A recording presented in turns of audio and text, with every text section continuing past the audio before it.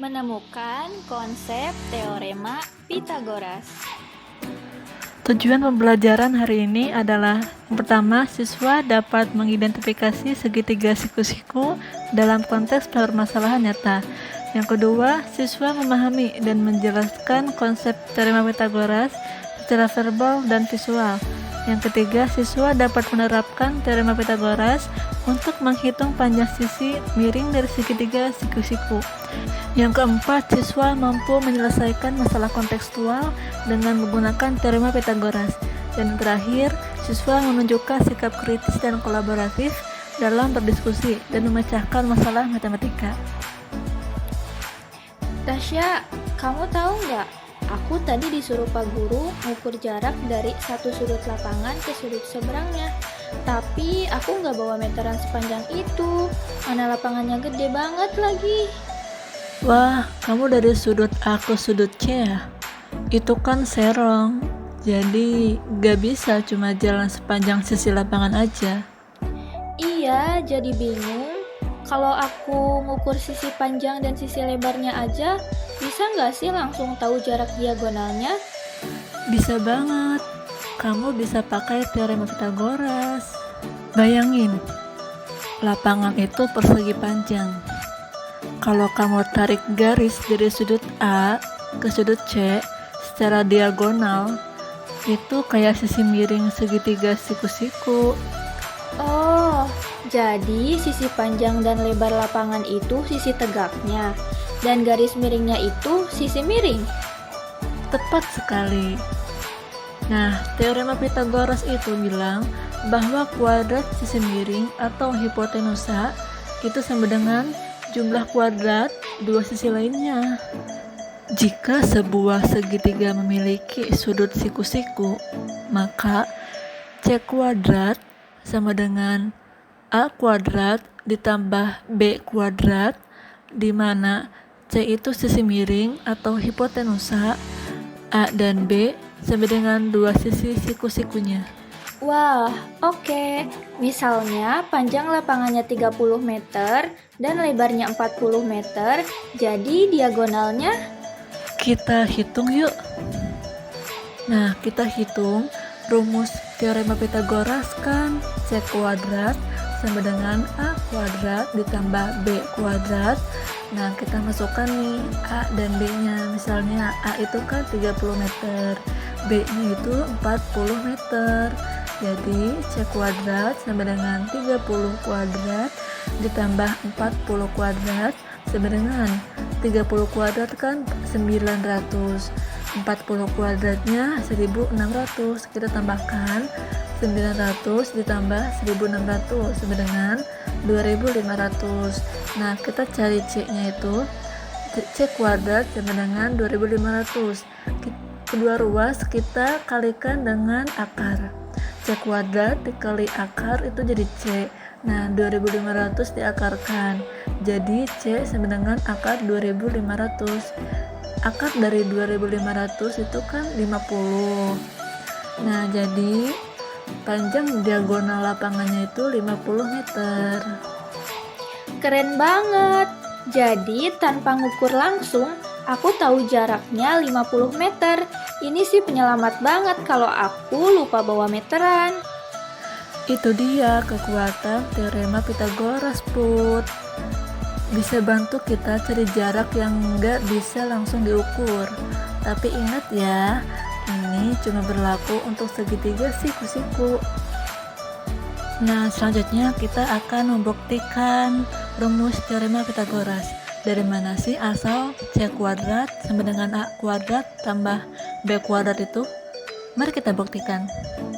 Persegi besar dengan panjang sisi A ditambah B berdiri dari persegi kecil dengan sisi C dan 4 segitiga kongruen, sehingga A ditambah B kuadrat sama dengan C kuadrat ditambah 4 dikali 1/2 dikali A dikali B. A kuadrat ditambah B kuadrat ditambah 2AB sama dengan C kuadrat ditambah 2AB. Kurangi kedua ruas dengan 2AB sehingga diperoleh A kuadrat ditambah B kuadrat sama dengan C kuadrat. Terbukti. Itu dia pembuktian dari rumus teorema Pythagoras. Nah, sekarang sudah tahu kan dari mana asal A kuadrat tambah B kuadrat sama dengan C kuadrat itu? Nah, kita lanjut yuk ke permasalahan selanjutnya. Katanya Pak Ahmad sedang butuh bantuan ya? Iya, kita punya persoalan lagi nih. Pak Ahmad ingin membangun atap rumah berbentuk segitiga siku-siku. Nah, bagaimana cara menghitung panjang kaso yang dibutuhkan? Mari kita bahas bersama. Pertama, kita perlu analisis dulu bentuk geometrinya. Menurutmu bentuk apa yang terbentuk dari atap rumah Pak Ahmad? Kalau dilihat dari gambarnya, atap berbentuk segitiga siku-siku kan? Tapi karena atapnya simetris, sebenarnya ada dua segitiga siku-siku yang digabungkan. Tepat sekali. Jadi kita bisa fokus pada satu segitiga siku-siku dulu untuk memudahkan perhitungan. Nah, sekarang kita identifikasi variabelnya. Diketahui lebar rumah 8 meter. Jadi setengah lebarnya 4 meter. Tinggi atapnya 6 meter. Berarti sisi yang belum diketahui adalah panjang kasonya ya. Benar. Jadi kita punya tinggi atap itu A 6 meter. Setengah lebar rumah itu B-nya 8 meter. Jadi kita butuh panjang kaso ya atau C-nya. Kita harus cari panjang kasonya. Ini adalah sisi miring segitiga siku-siku. Kita bisa pakai teorema Pythagoras, yaitu A kuadrat ditambah B kuadrat sama dengan C kuadrat. Yuk kita hitung bersama.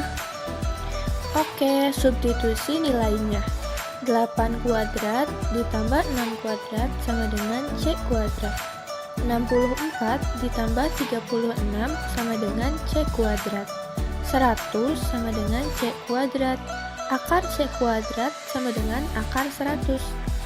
C sama dengan 10.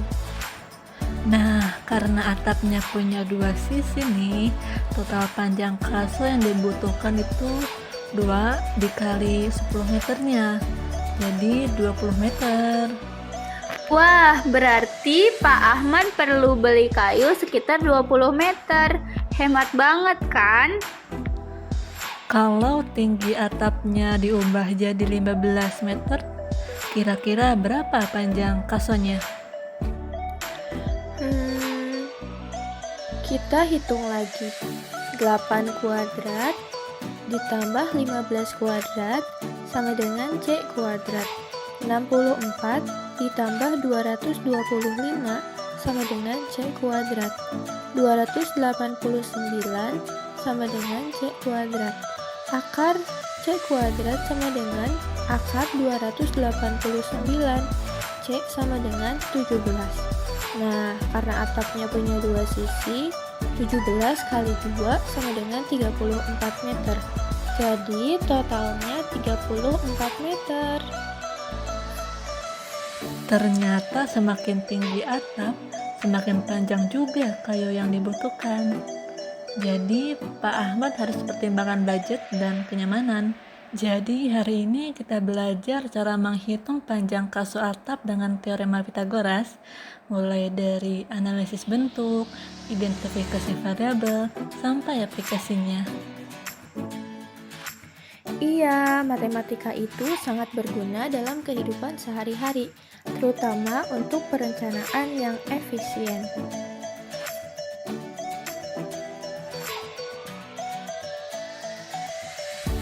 Jangan lupa praktikkan di rumah ya. Sampai jumpa di video berikutnya.